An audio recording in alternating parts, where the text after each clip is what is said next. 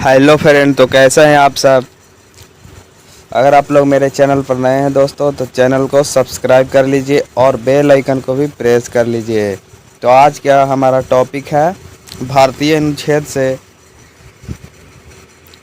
सभी क्वेश्चन को कवर करेंगे दोस्तों।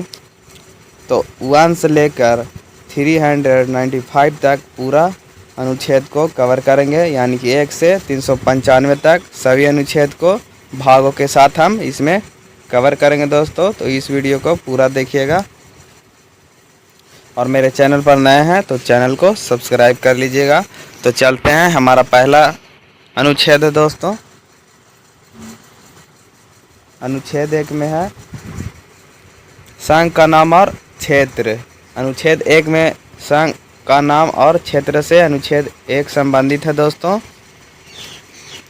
और अनुच्छेद 2, संसद को अधिकार है कि वह नया राज्य बना सकती है और किसी राज्य को भारत में शामिल कर सकती है। अनुच्छेद 2 में क्या है दोस्तों, संसद को अधिकार है कि वह नया राज्य बना सकता है और किसी राज्य को भारत में शामिल कर सकता है। अगला अनुच्छेद है हमारा दोस्तों अनुच्छेद 3। इसमें है नए राज्यों का गठन तथा विद्यमान राज्यों के क्षेत्रों, सीमाओं एवं नामों में परिवर्तन किया जा सकता है। अनुच्छेद 4 में है दोस्तों, अनुच्छेद 2 और 3 के तहत किए गए संशोधनों को संविधान संशोधन नहीं माना जाएगा। हमारा भाग दूसरा में है नागरिकता। तो इसमें अनुच्छेद 5 में दिया गया है जन्म से नागरिकता प्रदान करता है। और अनुच्छेद 6 पाकिस्तान से आए लोगों की नागरिकता बताता है। और अनुच्छेद 7 में है दोस्तों भारत में प्रवास करने वाले विदेशियों की नागरिकता। और अनुच्छेद 10 में है नागरिकता के अधिकारों की निरंतरता। और अनुच्छेद 11 में है दोस्तों संसद कानून द्वारा नागरिकता के अधिकार को विनियमित करेगी। तो हमारा भाग 3 है दोस्तों। तो भाग 3 में क्या है, मौलिक अधिकार है। तो अनुच्छेद 13 में देखेंगे क्या है। तो अनुच्छेद 13 में है मौलिक अधिकारों से असंगत या उनका हनन करने वाले कानून। और अनुच्छेद 14 में है दोस्तों कानून के समक्ष समानता। अनुच्छेद 14 में है कानून के समक्ष समानता। अनुच्छेद 14 में है। अनुच्छेद 15 किससे संबंधित है, तो धर्म, मूल वंश, जाति, लिंग या जन्म स्थान के आधार पर भेदभाव का प्रतिषेध है। अनुच्छेद 16 क्या कहता है, तो अनुच्छेद 16 सार्वजनिक रोजगार के मामलों में अवसर की समानता बतलाता है। अनुच्छेद 17 में है अस्पृश्यता का उन्मूलन। अनुच्छेद 17 में यह बताता है अस्पृश्यता का उन्मूलन। और अनुच्छेद 18 में है उपाधियों का उन्मूलन। और हमारा अनुच्छेद 19 है दोस्तों। इसमें जो कि है कि अभिव्यक्ति की स्वतंत्रता आदि से संबंधित कुछ अधिकारों का संरक्षण। और अनुच्छेद 19 1A, इसमें वाक एवं अभिव्यक्ति की स्वतंत्रता बताया गया है। और अनुच्छेद 19 1B शांतिपूर्वक और बिना हथियार के एकत्र होने की स्वतंत्रता बताता है। यानी इसमें बताता है कि शांतिपूर्वक बिना हथियार लिए हुए शामिल होना है इसमें। तो हमारा अगला प्रश्न है 19 1C संघ या संघ बनाने की स्वतंत्रता इसमें दिया गया है। अनुच्छेद 19 1C में दोस्तों, तो अनुच्छेद 19 1घ भारत के राज्य क्षेत्र में अबाध भ्रमण की स्वतंत्रता दिया गया है। और अनुच्छेद 19 1E भारत के राज्य क्षेत्र के किसी भी भाग में निवास करने और बसने की स्वतंत्रता दिया गया है इसमें। अनुच्छेद 19 1G कोई भी पेशा अपनाने या कोई उपजीविका, व्यापार या कारोबार करने की स्वतंत्रता है इसमें दोस्तों। तो अनुच्छेद 21 है जीवन और व्यक्तिगत स्वतंत्रता का संरक्षण। अनुच्छेद 21 में क्या है, तो जीवन और व्यक्तिगत स्वतंत्रता का संरक्षण है इसमें।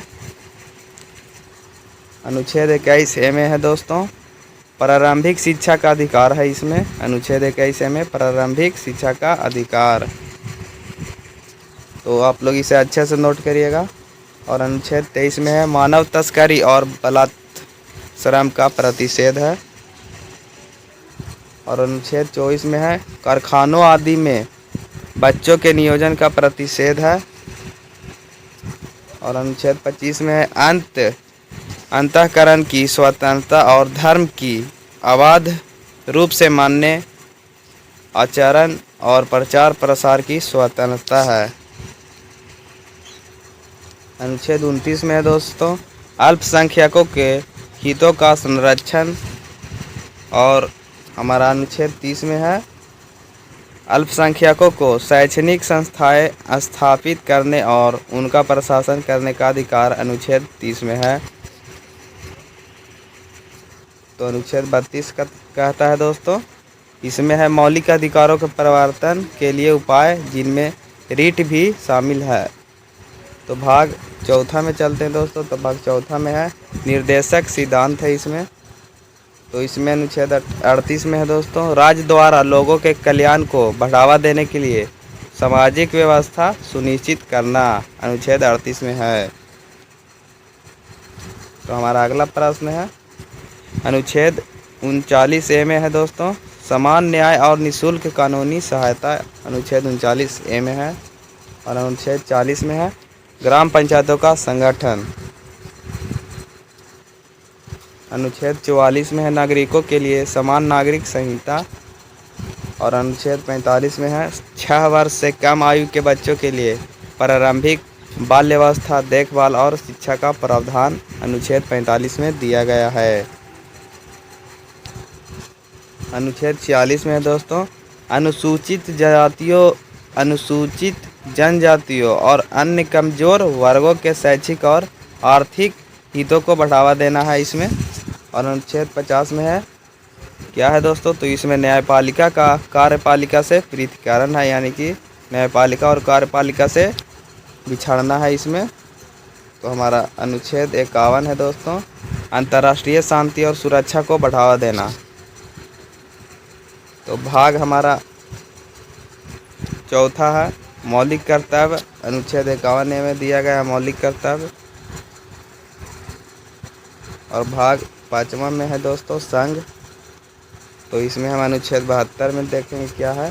तो अनुच्छेद 72 में है राष्ट्रपति की क्षमादान आदि देने की शक्ति तथा कुछ मामलों में सजा को निलंबित करने, माफ़ करने या कम करने की शक्ति है दोस्तों।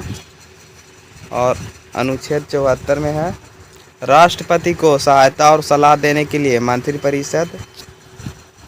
और अनुच्छेद 76 में है भारत के लिए महान न्यायवादी। और अनुच्छेद 78 में है राष्ट्रपति को सूचना देने आदि के संबंध में प्रधानमंत्री के कर्तव्य अनुच्छेद 78 में है। और अनुच्छेद 85 में दिया गया है संसद के सत्र सत्रावसान और विघटन। और अनुच्छेद 100 में है सदनों में मतदान रिक्तियों के बावजूद सदनों की कार्य करने की शक्ति और गण पूर्ति है दोस्तों। तो अनुच्छेद 100 में है